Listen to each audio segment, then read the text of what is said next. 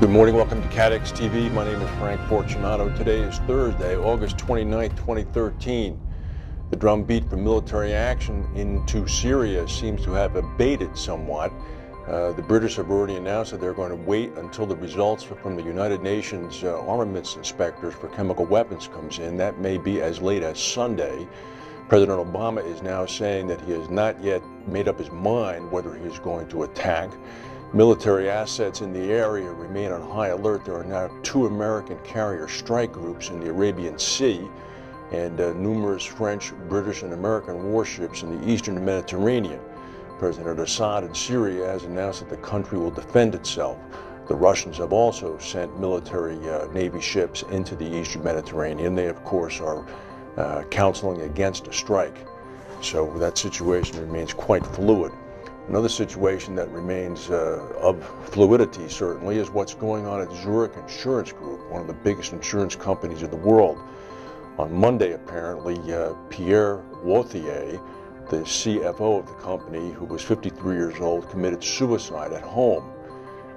What's occurred today is that the chairman of the company, Joseph Ackerman, has unexpectedly resigned. Ackerman is well known in European business circles. He's the former CEO of Deutsche Bank. He's going to leave immediately. The Zug, Switzerland police are confirming that they believe that Mr. Wauthier, in fact, took his own life. In a statement that Ackerman released through the company, he said as follows: "The unexpected death of Pierre Wauthier has deeply shocked me. I have reasons to believe that Wautier's family is of the opinion that I should take my share of responsibility, as unfounded as any allegations might be. As a consequence, I see the possibility of continued successful board leadership for the benefit of the company called into question. To avoid any damage to Zurich's reputation, I have decided to resign." The vice chairman, Tom DeSwan, is taking over the 60,000 employee company. Very interesting. More will be revealed, I'm sure. Insurance Insider is reporting that Pioneer Underwriting, which is the managing general agent arm owned by Ballantyne, McKeon and Sullivan, the London broker, has appointed former Lloyd's chairman Max Taylor as the chairman of its board.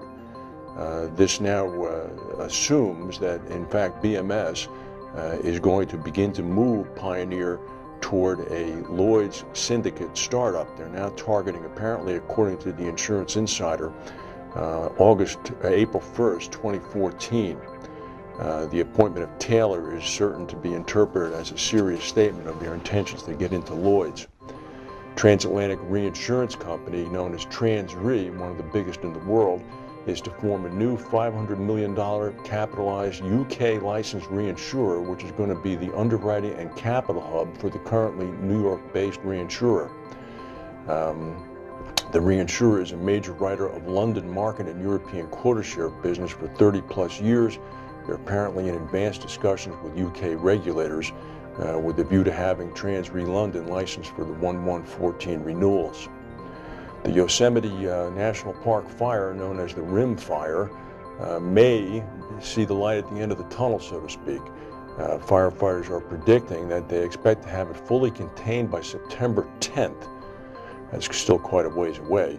Last week, the fire burned 30,000 acres in one 24-hour period, and following that 24-hour period, burned another 50,000 acres in the next 24-hour period. But in the last 2 days, the rate of the fire has spread to 10,000 acres on one day, and the next day 5,000 in another day. The fire has already torched about 190,000 acres of brush and timber. It's 23% contained right now. It's destroyed about 111 structures. The firefighters are using a drone, which can be flown day or night because it's got a heat-seeking capability to provide real-time information on where the fire is. At least 41 people have been killed in a bus crash west of Nairobi, Kenya. This is according to the Kenyan Red Cross. The bus was traveling from Nairobi to Homa Bay on the banks of Lake Victoria. The crash occurred about 2 a.m. this morning. The bus veered off the road and plunged into a valley, rolling over several times. Tropical storm Juliette is moving northwest along the Pacific coast of Mexico's Baja California Peninsula right now. Sustained winds are only about 50 miles per hour. Police are going up and down the streets in Cabo San Lucas using their speakers and their police cars to advise people to evacuate and get to shelters.